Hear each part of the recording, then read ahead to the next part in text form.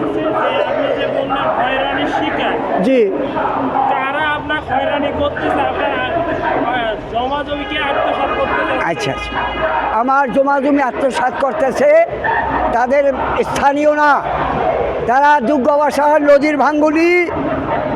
আমি স্থানীয় ছেলে, আমার বাপদাদা স্থানীয়, অতএব একজনের নাম বলে রাজেক মোল্লা, সে বিয়া করে নাই, তার বাবা আছে, তারে মুক্তিবাহিনীরা গুলি করে মারিয়া ফেলাইছে। আর একটা আছে রশিদ মোল্লা, এরা শিক্ষিত মানুষ হইয়া এই যে অশিক্ষিত কীর্তিকাণ্ড সন্ত্রাসী লিপ্ত, এইটার জন্য আমি বক্তব্য সাংবাদিকের কাছে তুলে ধরছি। 3 নম্বর হইল আবু মোল্লা, 4 নম্বর হইল মন্টু মোল্লা, 5 নম্বর হইল আবু জাহেল, আমার এক চাচা। আমার এক চাচা এদের সাথে মিলছে, এদের সাথে মিল্লা যুক্তি করিয়া পরামর্শ পরিকল্পনাভাবে কিভাবে আমাকে ঘায়েল করা যায়, কিভাবে আমার জায়গা থেকে উচ্ছেদ করতে পারে, সেই ব্যবস্থা ডিসাইড করছে। আপনার সাথে কি কোনো শত্রুতা? আমার সাথে কেউ কোনো শত্রুতা নাই। 18,000 মাকলুকাতের মধ্যে আমি একজন সততা ব্যক্তি, সৎ চাকরি করছি, সৎ ব্যবহার করছি, সৎ রিজিক খাইছি, মানুষের উপকার করছি। অতএব এরা মিললে আমার বাড়ির মধ্যে 3 জন, একজন দুলাল মোল্লা, তারে বয়সে, আরেকজন হইল সিরাজ মোল্লা, তারে বয়সে, আর একজন হলো চান্দু শিকদার, তারে বয়সে। আমি বাথরুমের জায়গাটা পর্যন্ত আমার নাই।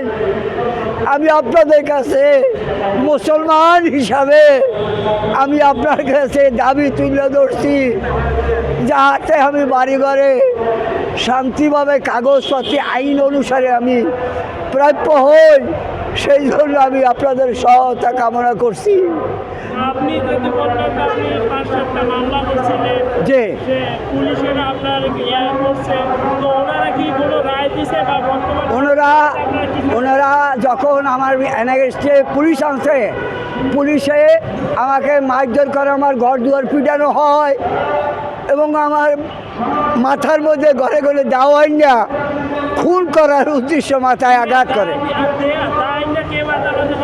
এই দাউদিয়া বাড়ি মারছে ওই রাজেক মোল্লারই লোকজন, তারা 11 জন। এইভাবে তারা 11 জন মানুষ, এদের সাথে আরও মানুষজন আছে, সব চাঁদাবাজ, সব ক্রিমিনাল, কোনো কাজকর্ম করে না, যারা একটু নরম পায় তার জায়গা সম্পত্তি গ্রাস করে।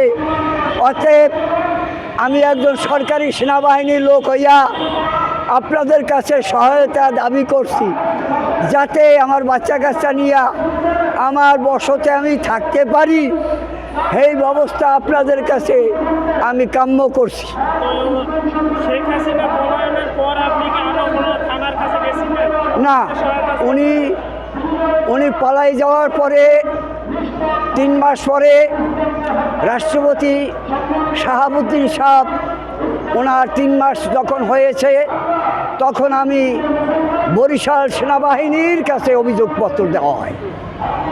2 মাস ধরে, আজকে 2 মাস ধরিয়া বরিশাল সাগরদি সেনাবাহিনী ক্যাম্পে আমার অভিযোগপত্র দাখিল করি আমি দেওয়া হয়।